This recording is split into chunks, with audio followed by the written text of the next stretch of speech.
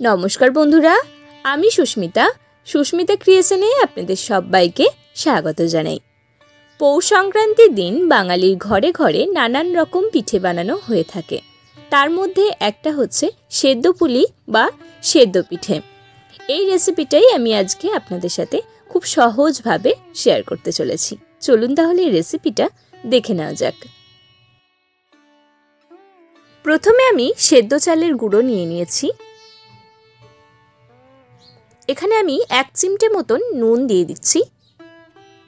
এরপর ভালো করে নুনের সাথে চালের গুঁড়োটাকে মিশিয়ে নিচ্ছি। তারপর এর মধ্যে দিয়ে দিচ্ছি গরম জল। এখানে ফুটন্ত গরম জল আমি ব্যবহার করেছি, তাতে পিঠেটা অনেকটাই নরম হবে। আর যেহেতু অনেকটা গরম জলটা ছিল তাই জন্য আমি খুন্তি করে ভালো করে আগে নেড়ে নিয়ে তারপরে মাখিয়ে নিচ্ছি। বেশি গরম লাগলে আমার মতন একটা থালা নিয়ে অল্প অল্প করে এভাবে মাখিয়ে নিতে পারেন। খুব বেশি শক্ত করে মাখানো যাবে না, একটু নরম করে মাখিয়ে নিতে হবে। আমার এগুলো মাখানো হয়ে গেছে। এবার আমি এই বাটিতে এগুলো রেখে দিচ্ছি। এবার আমি ছোট ছোট করে লেচি কেটে নিচ্ছি।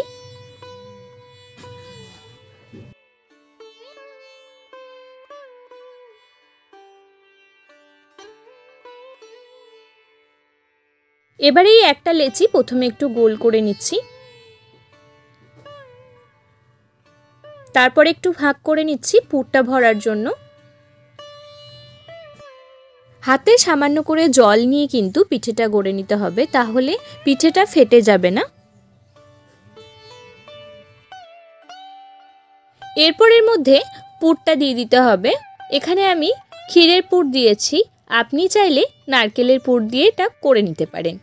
এরপর দুটো দিক এইভাবে ধরে হাতে একটু জল নিয়ে ভালো করে চেপে মুখটাকে বন্ধ করে দিতে হবে।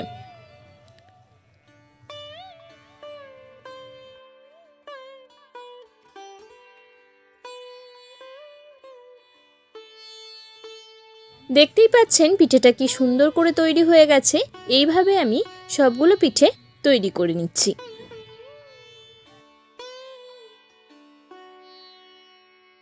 আর একটা আমি একইভাবে দেখিয়ে দিচ্ছি। হাতে সামান্য জল দিয়ে এইভাবে করে পিঠেটাকে ভালো করে মুড়ে নিচ্ছি।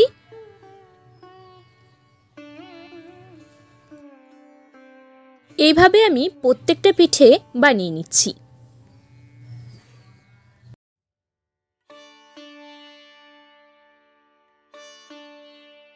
দেখতেই পাচ্ছেন আমার প্রত্যেকটা পিঠে বানানো হয়ে গেছে। এরপর কড়াইয়ে জল গরম বসিয়ে দিতে হবে। জলটা গরম হয়ে গেলে এর মধ্যে পিঠে কটা ছেড়ে দিতে হবে। আমি এখানে 11টা পিঠে ছেড়ে দিয়েছি। যেহেতু এটা সেদ্ধ পিঠে তাই এটা জলেই সেদ্ধ হবে।